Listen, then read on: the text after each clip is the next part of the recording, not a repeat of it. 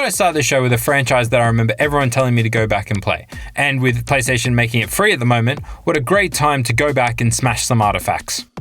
The Uncharted games are action-adventure, cover-shooting, puzzle-solving, big-budget, exploding set-piece games. Let's get one thing straight, these games look beautiful. You can tell that a lot of love and care have gone into these remasters. The overall storyline of the three games are basically the same. Scooby and the gang find an ancient civilization, and for the greater good have to destroy that civilization and never speak of it again.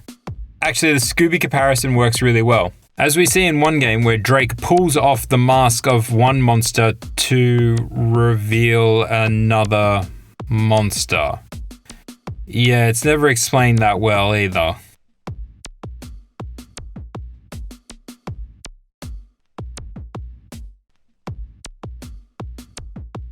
The mechanics of this game have not aged well, feeling sluggish and sticky. One thing I'll never understand is Naughty Dog was given the opportunity to fix something in their game, and why the hell didn't they remap their controller? Why does the circle button have 3 jobs? I don't know how many times Drake died because I would hit circle and it was up to the spirits of the graves that Drake was desecrating if he would go behind the wall for the cover that he obviously needed, or do a barrel roll into the gunfire.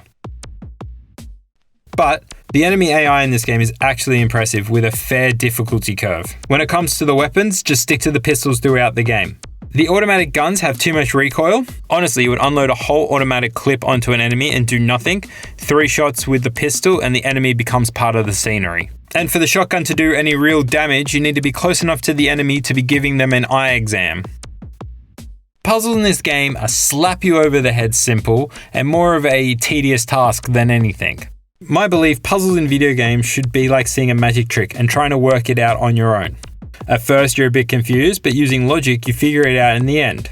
It's not fun if the magician sits down, shows you how he's going to do the trick, and then does the trick. It took Naughty Dog 4 games to work this out. Next is the platforming, and like I said before, this game is goddamn beautiful, but it is so hard to tell what a grabbable ledge is and isn't, so there'll be a lot of trial and error, plus fighting with the camera doesn't help. Should you play Drake's Fortune? Maybe. The gameplay is fine, a bit rough around the edges compared to today's standards. The shootouts get a bit repetitive, and the only real reason you'll die is either due to control issues or trial and error through the platform bits. If you're planning to play the whole Uncharted series, you don't necessarily need to play this one to know what's going on. There's not much character development, everyone ends where they started, just a bit dirtier. The summary of the storyline is Drake meets girl, and his father figure partner is getting too old for this.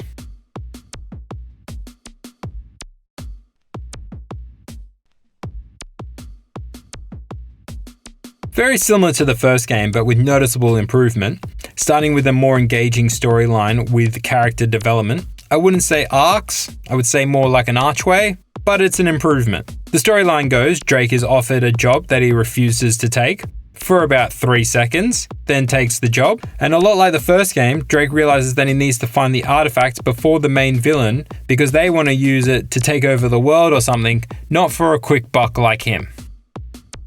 The set pieces in these games are bigger and better, with the game starting off with Drake sitting on a train that is dangling off a cliff face, followed by flashback scenes on how he ended up in this situation.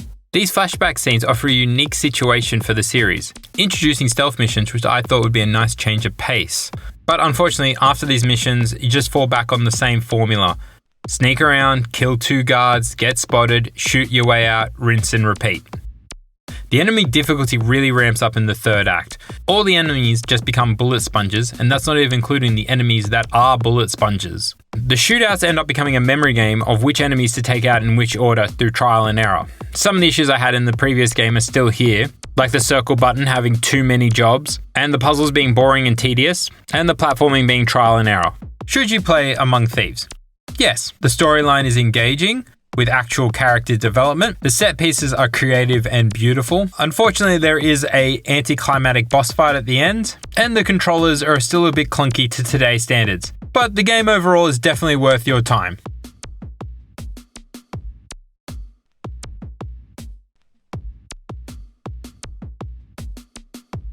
This is definitely the Michael Bay game of the series, with over-the-top action pieces which are great but feel hollow in comparison to the second game. For example, in the previous game, shootouts were in the middle of nowhere, so it made sense that no one else would get involved like the police. Honestly, there's a scene where rocket launchers are being shot at you, and the very next scene, someone says, "Let's sneak out quietly past the tourists."